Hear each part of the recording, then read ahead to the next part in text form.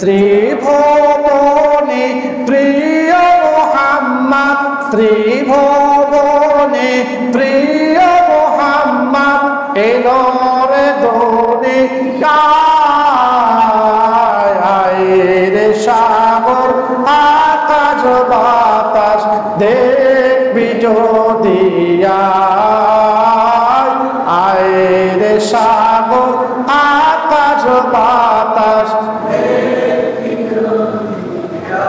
দেখ আমি না মায়ের কোলে, দেখ আমি না মায়ের কোলে দোলে শিশু ইসলাম দোলে কচি মুখে শাহাদাতের বাণী সে শোনায় আয় রে সাগর আকাশ বাতাস দেখবি যদি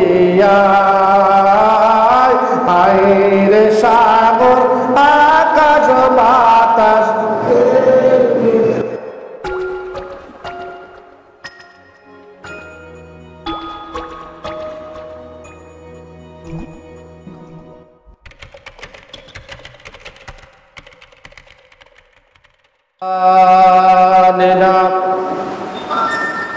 من يهدي الله فلا مضل له ومن يضلله فلا هادي له ونشهد أن لا إله إلا الله وحده لا شريك له وأشهد أن محمدًا عبده ورسوله الذي أرسله بالحق بشيرا ونذيرا وداعيا إلى الله بإذنه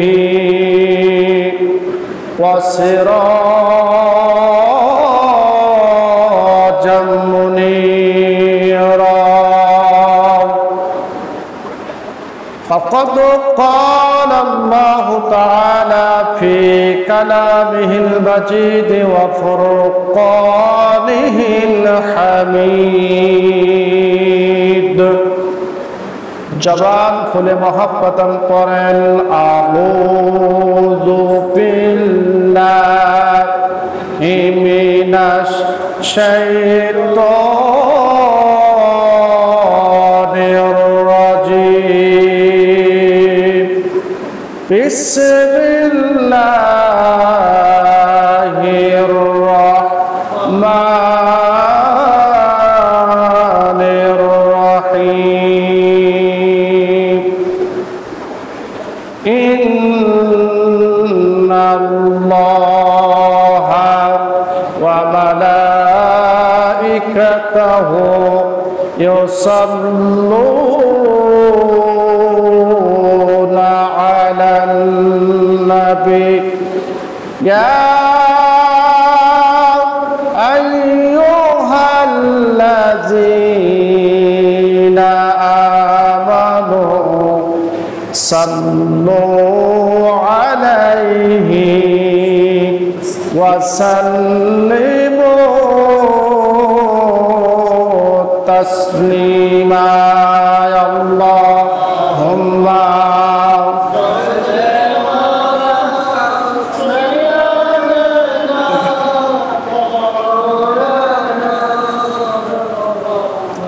জন্য আলোচনা শোনার জন্য যে আল্লাহ পাক সুযোগ করে দিলেন, সেই মহিয়ান গরিয়ান আল্লাহ পাকের দরবারে কালেমাতু শুকর আমরা অন্তর থেকে বলি আলহামদুলিল্লাহ। জোরে বল আলহামদুলিল্লাহ। সকলের ভাগ্যে এগুলো হয় না, অনেকের ইচ্ছা থাকলেও আসতে পারছে না, অনেকে গরিমসি করতেছে, অনেকে বলতেছে এগুলো মিশে যা লাভ কি। আরে ভাই, কি লাভ আর কি লোকসান পরে হবে, আগে চলে আসেন। আজকের দিনে এই রাত্রিতে বিশ্বনবীর আগমন, যার আগমনে কুল কায়নাতের সকল সৃষ্টিকুল খুশিতে আনন্দে মাতোয়ারা হয়েছেন, আর আপনি মানুষ বেহুশ হয়ে বসে আছেন। আপনার ঈমান আছে কিনা সন্দেহ, কতক্ষণ ঠিক কিনা? এজন্য আমি আবারও দৃষ্টি আকর্ষণ করছি, যারা বাইরে আছে মেহেরবানি করে মসজিদে চলে আসুন। অল্প সময়ে আমরা ইনশাআল্লাহ বিদায় নেব। তৌফিক ইল্লা বিল্লাহ। সম্মানিত হাজিরিন, দুরূদ ও সালাম বর্ষিত হোক আকে নামদার তাস্তারে মদিনা আহমদ মুস্তাফা মুহাম্মদ মুস্তাফা। সকলে জবান খুলে বলি সাল্লাল্লাহু আলাইহি ওয়াসাল্লাম। মুক্তসার কিছু কথা ভাইরা আমার, আল্লাহ রাব্বুল আলামিন কোরআনুল কারীমের মধ্যে বলেন, ইয়া আইয়ুহান নাবিয়্যু ইন্না আরসালনাকা শাহিদাও ওয়া মুবাশশিরাও ওয়া নাযীরা।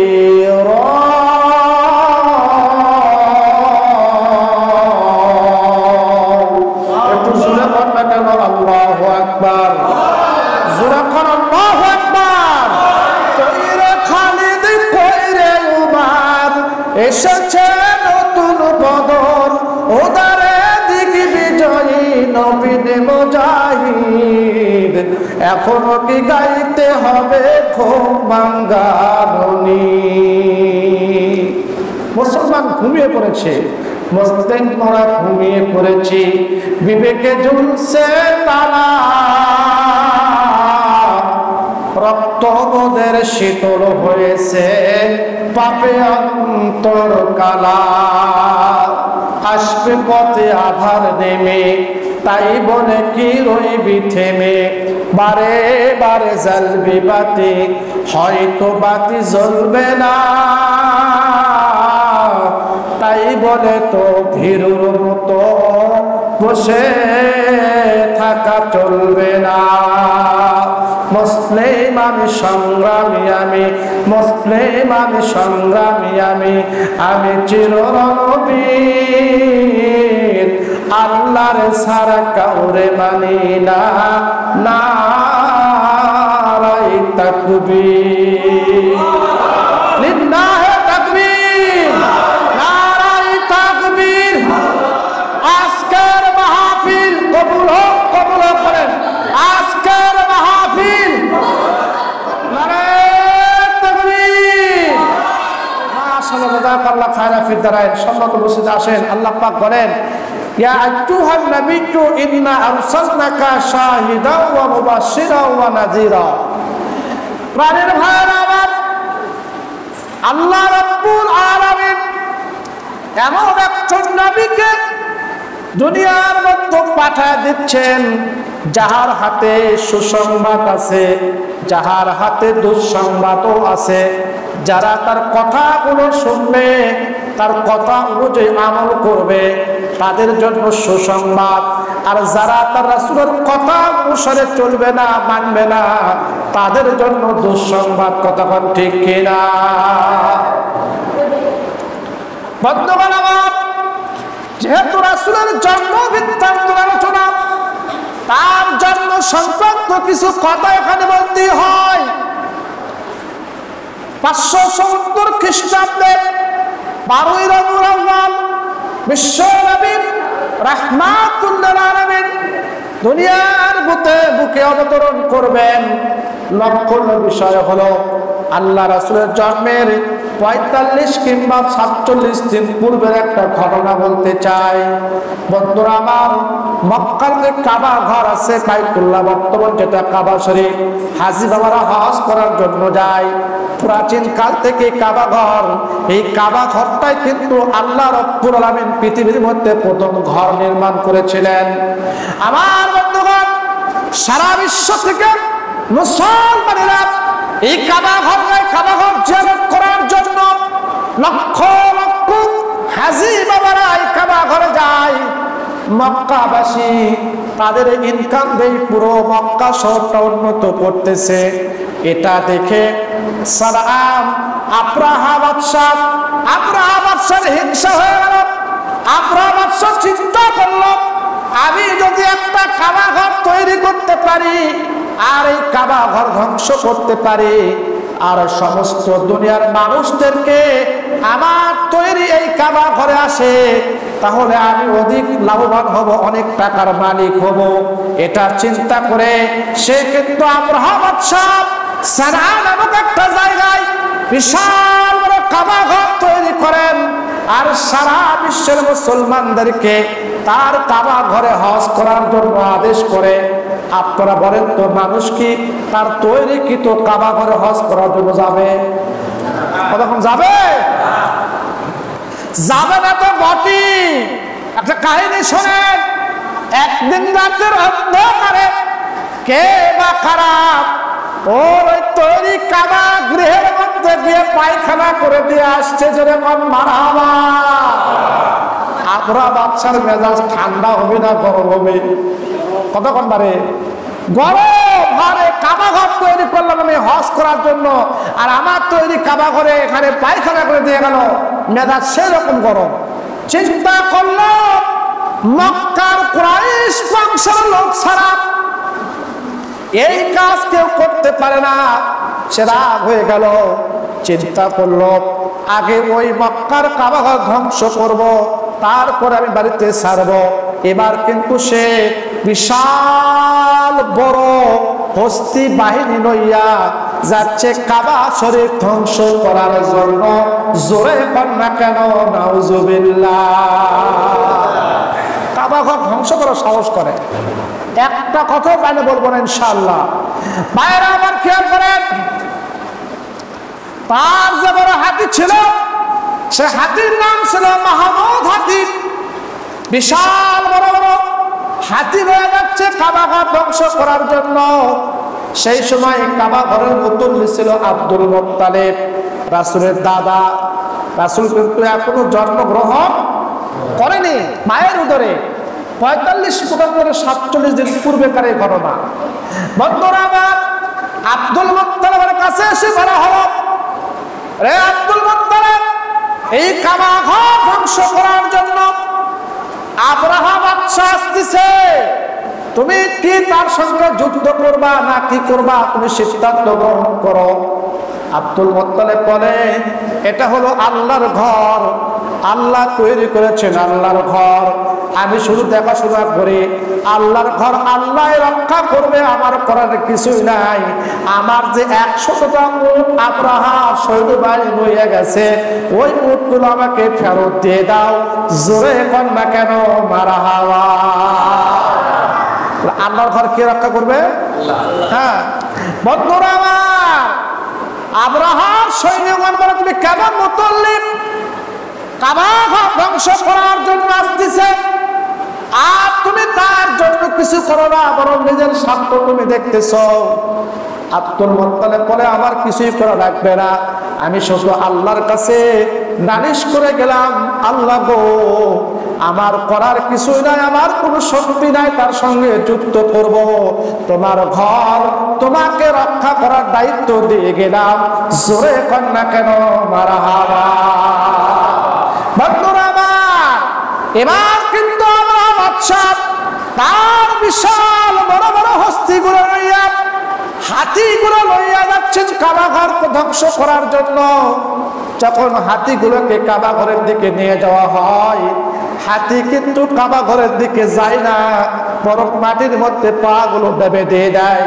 আব্রাহা বাদশা কতই প্রহার করে, তারপরও হাতি কিন্তু কাবা ঘরের দিকে যেতে চায় না। জোরে কন্যা কেন মারহাবা। আমার বন্ধুগণ, সর্বশেষ তারা যখন কাবা ঘরের কাছে পৌঁছিল, কাবা ঘর ধ্বংস করার জন্য তারা যখন শুরু করলো, আল্লাহ রাব্বুল আলামিন আর বসে থাকতে পারলেন না। সঙ্গে সঙ্গে আরশ থেকে, আসমান থেকে এমন সৈন্য পাঠায় দিলেন। আল্লাহর সৈন্য কিন্তু বেশি বড় বড় সৈন্য লাগে, বড় বড় কামান লাগে না, যুদ্ধ বিমান লাগে না, অস্ত্র লাগে না, কোনো কিছুই লাগে না। ছোট্ট ছোট্ট জিনিস তারা আল্লাহ রাব্বুল আলামিন যুগে যুগে বড় বড় স্বৈরাচার, বড় বড় আল্লাহ দ্রোহী বাদশাদেরকে কিন্তু ধ্বংস করে দিয়েছেন। কথা বলেন ঠিক কিনা? ভাইরা আমার, নমরুদ বাদশা নমরুদ যখন যুদ্ধ ঘোষণা করলো, বাদশা নমরুদকে শিক্ষা দেওয়ার জন্য আল্লাহ রাব্বুল আলামিন বড় বড় কামান ব্যবহার করেন নাই, বরং ছোট্ট ছোট্ট সামান্যতম মশা, এমন মশা ছেড়ে দিলেন, পঙ্গপালের মতন মশা চলে আসলো। আহারে, অসংখ্য কোটি কোটি মশা যখন নমরুদের সৈন্যবাহিনীকে আক্রমণ করলো, নমরুদের সৈন্যবাহিনী কিন্তু আর টিকতে পারে না। জোরে কন্যা কেন মারহাবা। এই ঘরের মধ্যে যদি 1 কোটি মশা আছে, আপনি থাকতে হবে, যতই কয়েল দেন কাম হবে একেবারে। আমার বন্ধু করে একটা ন্যাংরা মশা আল্লাহর কাছে কয়, আল্লাহ ভালো ভালো মশা তো কেন, তারা বড় বড় সৈন্যকে শেষ করবে, আমি একটু ন্যাংরা, আমার একটু ইচ্ছা ওই বড় নেতা নমরুদকে শেষ করতে চাই। আল্লাহ কয়, ঠিক আছে, যা দিলাম, তবে সব কিছু কৌশল শিক্ষা দেয়। বলে কি কৌশল? আস্তে করে নমরুদের নাকের মধ্যে ঢুকে গিয়ে তার মাথার মধ্যে বসে আস্তে আস্তে কামড় দিবে, যা তাতে কাম হয়ে যাবে। জোরে কর না কেন মারহাবা। বন্ধুরা আমার, এই ন্যাংরা মশা যখন নমরুদের নাকের মধ্যে যখন মাথায় যে বসে আর আস্তে আস্তে কামড় দেয়, নমরুদের অবস্থা খারাপ না ভালো? ডাক্তারের কাছে গিয়ে বলেছে, ভাই দেখেন তো মাথার মধ্যে কি অবস্থা, এরকম কেন? ডাক্তার দেখে অবস্থা খারাপ। এবার ডাক্তার বলে, তোমার একটা চিকিৎসা আছে, থেরাপি। এই থেরাপি দিলে তুমি ভালো থাকতে। বলে কি থেরাপি? ওই যে জুতো দেখতে পাচ্ছ, ওই জুতো দ্বারা তুমি মাথায় আঘাত করবা আস্তে করে, তাহলে কিন্তু আর কিছুই হবে না। দেখা গেল জুতো দ্বারা যখন নমরুদের মাথার উপর আঘাত করা হয়, নমরুদ একটু আরাম পায়, তখন মশা কামড় মারে না। এই করতে করতে চাকর এক সময় বিরক্ত হয়ে গেল, যে কাজটি করা যায়, এমন জোরে আঘাত করেছে, নমরুদ দুনিয়া থেকে সিনপামান যখন মারহাবা। আলী মোলামার দুশ্মনেরা হয়ে যা সাবধান, নইলে জুতার বাড়ি খাবি, হারাবি সম্মান। মোরা সবাই মুসলমান, মোরা সবাই মুসলমান, দিতে পারি জান। আল কোরআনের দুশ্মনেরা হয়ে যা সাবধান। যখন মারহাবা। নমরুদ খোদার সাথে বেয়াদবি করেছে, তাই তো ন্যাংরা মশা তাহার নাকে ঢুকেছে। মশায় যখন কামড় দেয়, মশায় যখন কামড় দেয়, তখন সে নাক ভোলা হয়। আলিম ওলামার দুশমনেরা হয়ে যা সাবধান, নইলে জুতার বাড়ি খাবি, হারাবি সম্মান। বর্তমান সময় তাই দেখতেছেন না, কতক্ষণ না কেন কত আলিম ওলামাকে দুনিয়া থেকে চিরবিদায় গ্রহণ করে দিল। একটা বিখ্যাত আলিম মুফাসসির কোরআন বলেছিলেন, এই যে আলিমের সঙ্গে এত বেয়াদবি করতেছো, তোমার বাংলাদেশ নয়, সারা বিশ্বে তোমার ইঁদুরের গর্ত গণনা করার জন্য। কতক্ষণ ঠিক কিনা? কোরআন সত্য, হাদিস সত্য, এই সত্যকে কেউ অস্বীকার করতে পারে? ভাইয়েরা আমার কথা বুঝলে বললাম। এবার কিন্তু আব্রাহার হস্তি বাহিনী যখন কাবাঘা ধ্বংস করার জন্য শুরু করে দেয়, এমন সময় আল্লাহ রাব্বুল আলামিন আসমান থেকে ঝাঁকে ঝাঁকে লক্ষ লক্ষ কোটি কোটি ছোট্ট ছোট্ট চড়ুই পাখির চাইতেও ছোট্ট এই চড়ুই পাখি, দুই পায়ে দুইটা আর ঠোঁটে হলো একটা, কয়টা হলো? এই তিনটা পাথর, প্রত্যেকটা পাখি ছোট্ট ছোট্ট কঙ্কর, তিনটা করে কঙ্করে যখন হস্তি বাহিনীর উপরে নিক্ষেপ করা শুরু করে দেয়, তাফসীরের মধ্যে লেখে এক একটা ছোট্ট ছোট্ট কঙ্কর যেন উহুদ পাহাড় সমতুল্য ভারী হয়ে ওই হস্তিদেরকে কাসফিন মাকুল। আল্লাহ পাক কোরআনের মধ্যে বলেছেন, মানে গরু যখন কিছু খাবার খাওয়ানো জাবর কাটে, জাবর কাটার পরে খাদ্যর যে অবস্থা হয়, ওই পাথর পড়ার সঙ্গে সঙ্গে হস্তি বাহিনী এরকম অবস্থা হয়ে যায়। যেরকম মারহাবা। এই যে আল্লাহ পাক আব্রাহার হাত থেকে কাবাঘর রক্ষা করার কিছুদিন পরে এই কিছুদিন পরে কিন্তু আমার নবী, আপনার নবী, বিশ্ব নবী রাহমাতুল লিল আলামিন 12 রবিউল আউয়ালে এই ধরাতে অবতরণ করেন, জন্মগ্রহণ করেন। জোরে কোন মারহাবা। আহারে কেমন নবী আমার, খেয়াল করেন, মা আমিনার আসিল ঘরে কোন রকমের বাতি নাই, তেল নাই, যে একটু বাতি জ্বালাবে বন্ধুরা আমার। রাসূল যখন জন্মগ্রহণ করেন, মা আমিনার সেই আসিল ঘরটা রাসূলের নূরে আলোকিত হয়ে গেলেন। জোরে কন্যা কেন মারহাবা।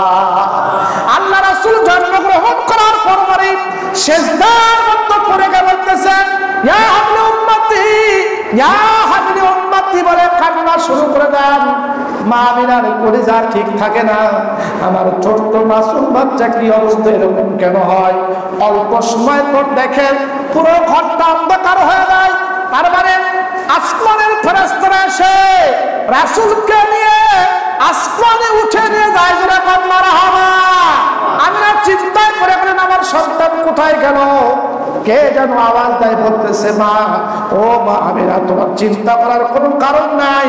তোমার কলিজার টুকরা সন্তানকে আরশে আজিমে নিয়ে হাউজে কাউসারের পানি দ্বারা গোসল করানো হচ্ছে। জোরে কন্যা কেন মারহাবা।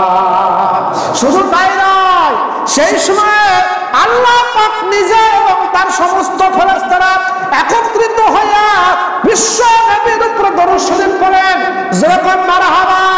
আল্লাহ পাক বলেন, ইন্নাল্লাহা ওয়া মালাইকাতাহু ইউসাল্লুনা আলান নবী ইয়া আইয়ুহাল্লাযীনা আমানু সাল্লু আলাইহি ওয়া সাল্লিমু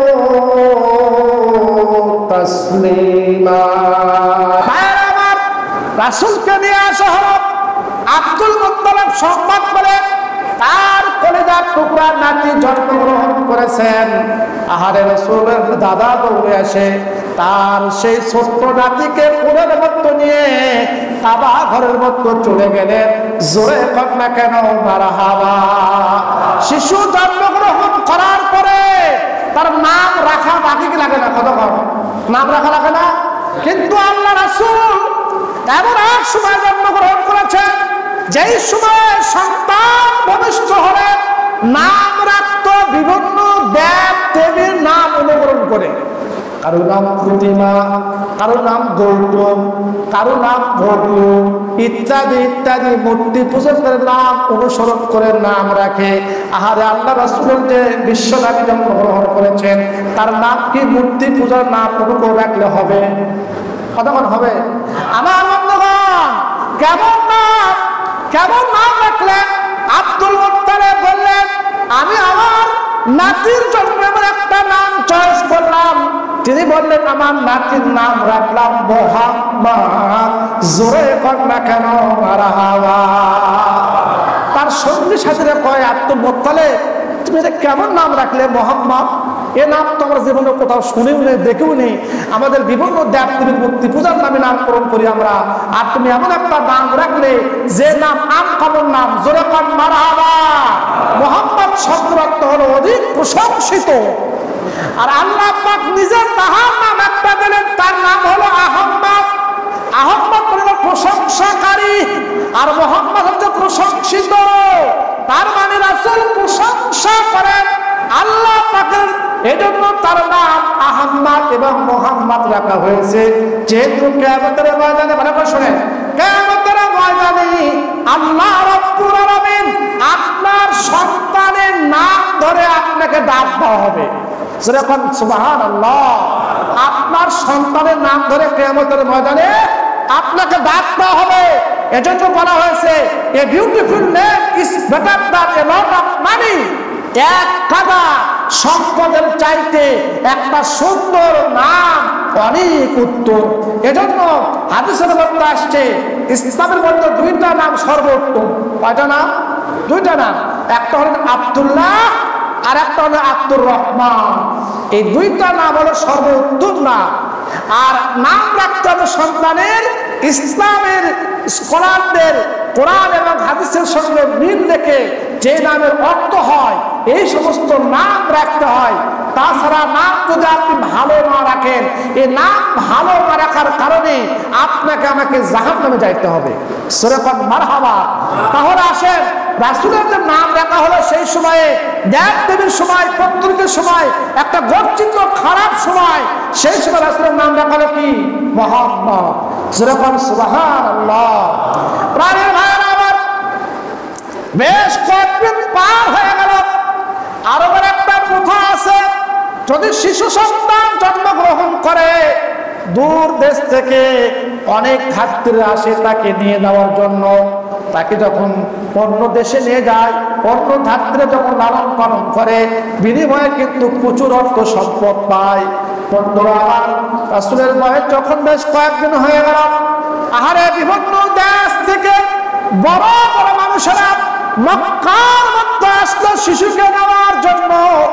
কিন্তু মা আমিনা অতি ছোট্ট ঘর, অতি জনা কোনো একটা ঘর, তার টাকা নাই, পয়সা নাই, ধন নাই, সম্পদ নাই। যত ধাত্রী আসে কেউ কিন্তু আমার রাসূলকে নিতে চায় না, বলে গরিব ঘরের সন্তান, একে লালন পালন করলে তো টাকা পয়সা পাবো না, সবাই চলে যায়। আমিনা অগ্রময়নি কান্না করে আর বলে, ও পারের স্বামী আব্দুল্লাহ, ও কোথায় তুমি গেছো? আজকে তোমার কলেজার সন্তানকে কেউ নিতে চায় না। আমার টাকা নাই, পয়সা নাই বলে তারা কেউ নিতে চায় না। কিন্তু আল্লাহ রাব্বুল আলামিন আমার নবীকে কিন্তু সবার ঘরে দিবে না। আমার নবী এমন একজন নবী হবেন, তার ভাষা হবে আরবি। যেই গ্রন্থ, যেই বংশ আরবি ভাষা সুন্দর এবং অত্যাধিক সহজ সরল উচ্চারণ করতে পারে, এই বংশে রাসূলকে দেবেন। ইনি হলেন হালিমাতুস সাদিয়া। বনু সাদ গোত্র থেকে চলে আসছেন রাসূলকে নেওয়ার জন্য। আহারে হালিমাতুস সাদিয়া রাসূলকে দেখার সঙ্গে সঙ্গে তার মনটা ভরে গেল। আহারে সন্তানকে খুলে নিলেন, আল্লাহ রাসূলকে খুলে নিলেন, নেওয়ার পরে দুধ পান করালেন, বললেন যে মা আমিনা, এই সন্তানকে আমি নিতে চাই, আপনি দিয়ে দেন।